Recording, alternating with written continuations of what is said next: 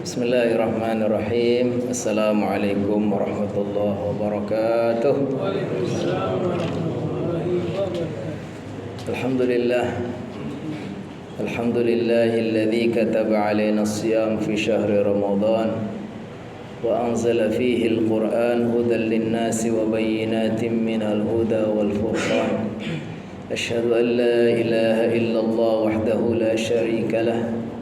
شهادة نرجو بها من الله الرحمة والغفران وأشهد أن محمدا عبده ورسوله أرسله بالهدى والفرقان اللهم صل وسلم وبارك وأنعم على من أنزل عليه القرآن سيدنا ومولانا محمد وعلى آله وأصحابه أهل الصدق والإحسان أما بعد يقول الله تعالى في كتابه الكريم إن هذا القرآن يهدي للتي هي أقوم ويبشر المؤمنين الذين يعملون الصالحات أن لهم أجرا كبيرا ويقول صلى الله عليه وسلم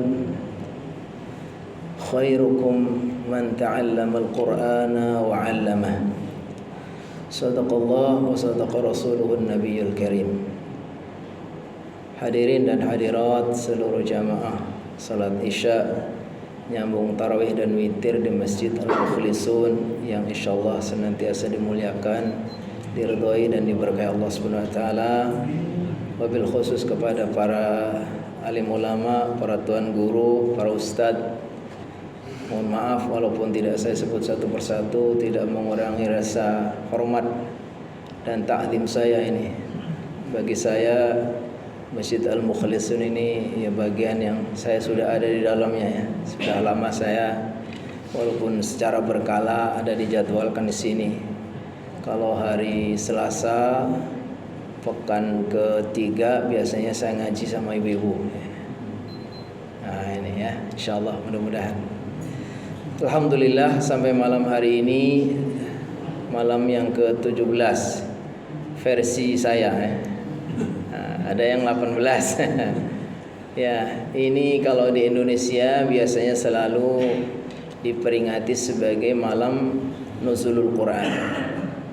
Walaupun saya cari-cari alasan yang paling kuat apa ya, sehingga dicatat di kalender kita bahwa malam 17 ini biasanya sebagai malam peringatan nuzulul Quran. Yang saya ingat yang tanggal 17 Ramadan itu peristiwa yang sangat historis dan heroik, itu justru peristiwa Perang Badar. Nah mungkin ini spirit dari Perang Badar lah kemudian dicantumkan malam ke-17.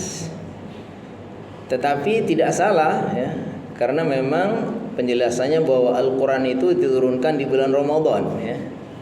Syahrul Ramadan alladzi unzila fihi al-Quran.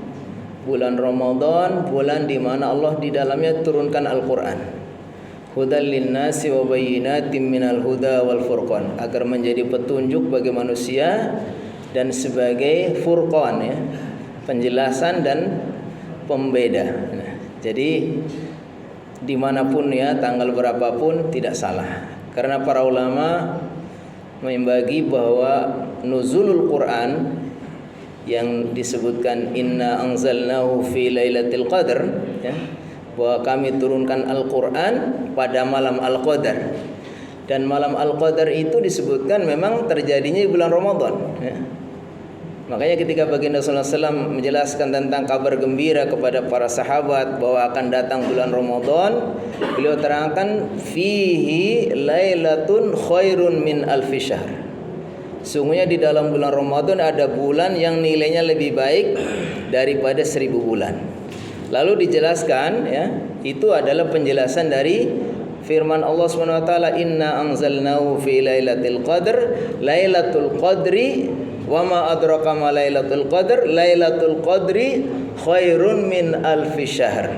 Jadi sudah ya, clear di sini bahwa benar bahwa Ramadan itu adalah bulan di mana Allah turunkan Al-Quran. Para ulama membagi tiga ya, pendapat para ulama tiga. Yang pertama, yang dimaksud bahwa Allah turunkan Al-Quran pada malam bulan Ramadan, khususnya malam Al-Qadar, itu adalah turunnya Al-Quran secara keseluruhan, total dari surat pertama sampai surat terakhir, ya, 30 juz itu adalah dari Baitul Izzah ke langit dunia atau langit yang paling bawah, ya, langit dunia ini.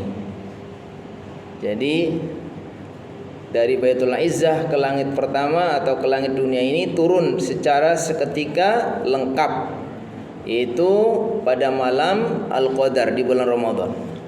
Lalu setelah dari langit pertama nanti dibagikan atau nanti turun kepada Nabi Muhammad SAW itu terperinci atau secara dicicil, ya. Itu selama kurang lebih 23 tahun sejak beliau diangkat sebagai nabi, menerima wahyu pertama di Gua Hira sampai nanti ayat terakhir. Para ulama mengatakan bahwa ayat terakhir itu surat Al-Maidah ayat 3 yang berupa ayat. Yang berupa surat lengkap itu adalah surat An-Nasr. Idza jaa nasrullah, ini sebagai surat terakhir. Jadi ada ayat terakhir, ada surat terakhir. Kemudian yang kedua adalah pendapat para ulama bahwa yang dimaksud di sini adalah malam Al-Qadar itu pertama kali turunnya ayat. Jadi pendapat yang kedua bukan, jadi termasuk ayat pertama turun itu juga di bulan Ramadan, yang kemudian sebagai pengawalan sampai akhirnya nanti selesai, ya. Dalam turunnya ayat itu selama 23 tahun itu pertamanya itu adalah pada bulan Ramadan. Nanti akan dirinci, ada ayat-ayat yang Allah dengan kehendaknya langsung diberikan sekonyong-konyong, namanya ayat-ayat ibtidaiyah. Ayat-ayat ibtidaiyah itu ayat-ayat yang tidak dilatar belakangi oleh sebab dan pertanyaan tertentu. Pokoknya Allah ingin menyampaikan satu informasi, satu petunjuk, satu hal apa saja, begitu langsung diberikan, namanya ayat-ayat ibtidaiyah.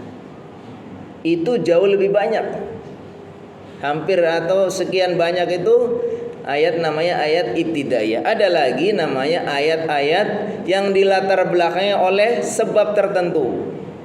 Baik itu pertanyaan yang disampaikan oleh baginda, lalu baginda nggak bisa menjawab, lalu Allah kasih tahu cara jawabnya.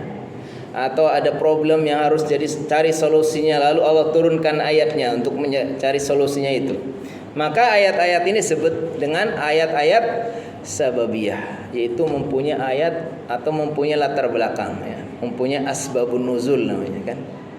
Nah, yang ketiga adalah yang dimaksud inna anzalna syahrul ramadan alladzi unzila fil Qur'an, bahwa Allah turunkan Al-Qur'an itu adalah ayat tentang perintah puasa di bulan Ramadan.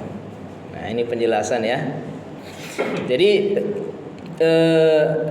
intinya bahwa bulan Ramadan ini bulan Al-Quran. Jadi terkenal juga bulan Ramadan disebut sebagai bulan Al-Quran. Artinya kita diingatkan untuk lebih lagi kembali berinteraksi atau banyak lagi kembali kepada Al-Quran, ya. Dengan cara kita mungkin kalau di luar bulan Ramadan kurang banyak bacanya, kurang banyak murojaahnya, kurang banyak tadabburnya, maka di bulan Ramadan ini saatnya kita diingatkan kembali, ya. Para ulama menyebutkan, disebutkan di bulan Ramadan ini kalau Imam Syafi'i sampai beliau itu biasa menghatamkan satu hari 2 kali, satu hari 1 malam. Allah alam bagaimana cara membacanya. Ada yang menghatamkan mungkin sampai 3 kali, 4 kali, ya kan. Tetapi hendaknya kita seorang muslim, para ulama menasihatkan al-aslu fi wirdil muslim an yakhtimal Qur'an fi kulli syahrin marrah. Jadi harusnya ini idealnya kita ini seorang muslim, ya, kalau bisa ini usahakan 1 bulan menghatamkan sekali. Ini kalau para hafiz tentu berkali-kali, ya. Tapi kita standar yang kita minimal situ, kan. Nah, kalau di bulan Ramadan ya tentu lebih.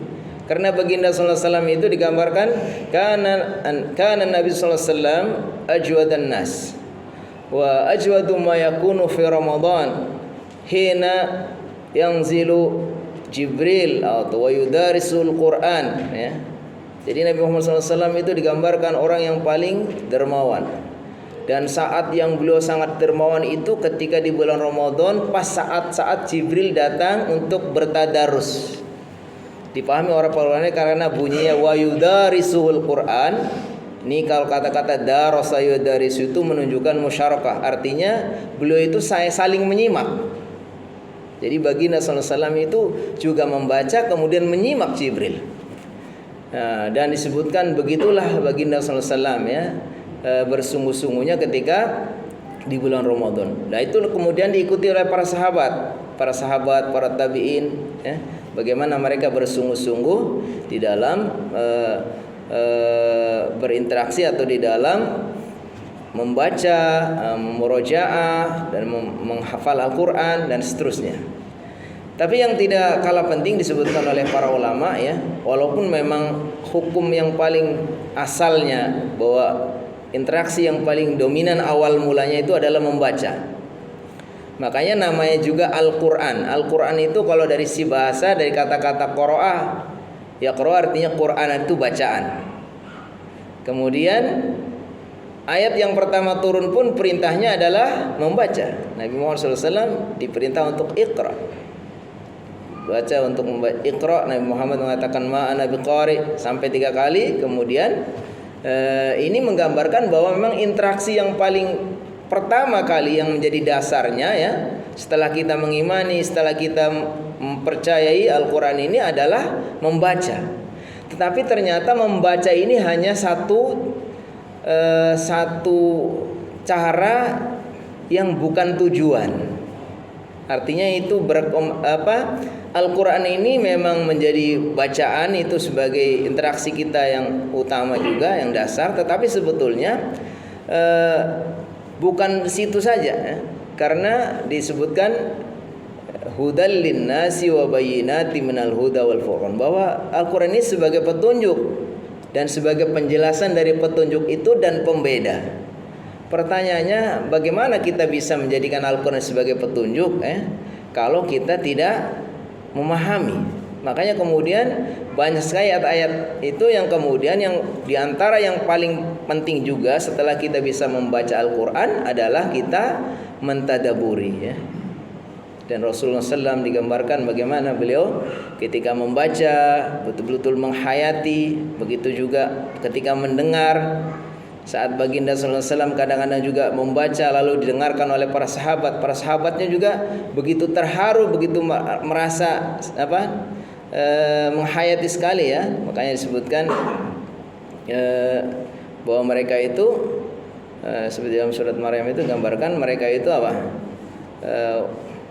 Idza tutla alaihim ayatul rahmani kharru sujadaw wa bukiya. Ketika dibacakan ayat-ayat Allah, mereka itu sujud ya, tersungkur, dalam artinya itu bersujud kepada Allah dan menangis.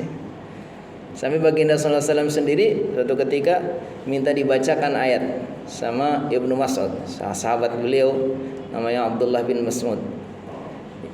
Beliau minta dibacakan Al-Quran. Lalu Ibnu Mas'ud mengatakan, "Aqra'u 'alaika wa 'alaika unzil." Bagaimana saya akan membacakan untuk baginda sedangkan Al-Qurannya diturunkan kepada baginda? Tapi beliau memaksa atau menyuruh supaya beliau dibacakan. Terus dibacakanlah sama Ibnu Mas'ud surat An-Nisa sampai kepada wa kaifa idza ji'na min kulli ummatin bisyahid wa ji'na bika 'ala haula. Kemudian beliau mengatakan hasbuk, berhenti. Ternyata Ibnu Mas'ud melihat wajah beliau sudah berderai air matanya. Jadi memang begitu harusnya berinteraksi dengan Al-Quran itu. Di samping kita membaca, memang harusnya itu kita juga memahami sampai kita bisa mentadaburi. Ibnu Qayyim menyebutkan bahwa orang itu bisa akan mentadaburi Al-Quran, bisa menghayati mana Al-Quran itu disyaratkan 3. Beliau mengutip surat Qaf, kata beliau, inna fi dzalika la dzikra liman kana lahu qalbun aw alqas sam'a wa huwa syahid. Sesungguhnya di dalam Al-Quran itu la dzikra, sungguh itu jadi peringatan. Tapi kata beliau syaratnya liman kana lahu qalbun. Pertama, orang yang bisa mentadaburi, menghayati, mengambil pesan dari Al-Quran itu, pertama liman kana lahu qalbun. Syaratnya orang itu harus betul-betul menyiapkan hati. Hatinya betul-betul siap, hati yang bersih, hati yang beriman, hati yang betul-betul yakin, hati-hati yang betul-betul cinta kepada Allah Subhanahu wa taala, sehingga ketika mendengarkan ayat-ayat ini hatinya mudah tersentuh. Hati yang bersih ya. Hati yang salim ya kan. Kemudian apa? Inna fi dzalika ladzikra liman la qalbu aw alqasama. Yang kedua, orang yang betul-betul memang al-qasama, itu maksudnya orang yang betul-betul menyimak. Jadi kalau dalam bahasa Arab itu ada istilah sami'a, sima, ada yang istima'. Kalau sami'a yasma'u, ya mendengar saja. Kita dengar sepilihan lalu kuping kita mendengar, tapi itu namanya hanya mendengar. Kalau istima' itu artinya ya fokus mendengarkan. Jadi kita bisa menghayati makna Al-Quran, bisa mentadaburi. Pertama, hati kita juga harus bersih. Yang kedua, harus kita memang kita betul-betul memperhatikan, menghayati ya, makna Al-Quran ini ya kan. Terus yang ketiga, al-qasham wa huwa syahid. Yang ketiga adalah betul-betul dia hadir. Jadi memang harus betul-betul menghayati, hatinya hadir. Ini menurut Ibnu Qayyim di dalam kitab Al-Fawaid, bahwa 3 syarat inilah harusnya kita ketika berinteraksi dengan Al-Quran, baik itu membaca, menghafal, murojaah, itu kita selalu supaya betul-betul kita bisa menangkap makna pesan yang ada di dalamnya. Yaitu pertama, siapkan kita mempunyai hati yang bersih. Yang kedua, kita betul-betul menghayati dengan pendengaran kita sungguh-sungguh menyimak. Yang ketiga, memang kita hatinya hadir, siap untuk betul-betul berinteraksi dan mentadaburi ayat Al-Quran. Itu barangkali sebagai jedah sebelum kita mau lanjut tarawih. Mudah-mudahan bermanfaat. Nah, ini pas momentumnya malam ke-17. InsyaAllah mudah-mudahan diingatkan kita semua. Setidaknya kita bisa menyelesaikan khataman kita Al-Quran. Syukur-syukur bisa lebih 1 atau 2 kali ya, lebih dari 1 dan seterusnya. Wabillahi taufiq wal hidayah. Wassalamualaikum warahmatullahi wabarakatuh.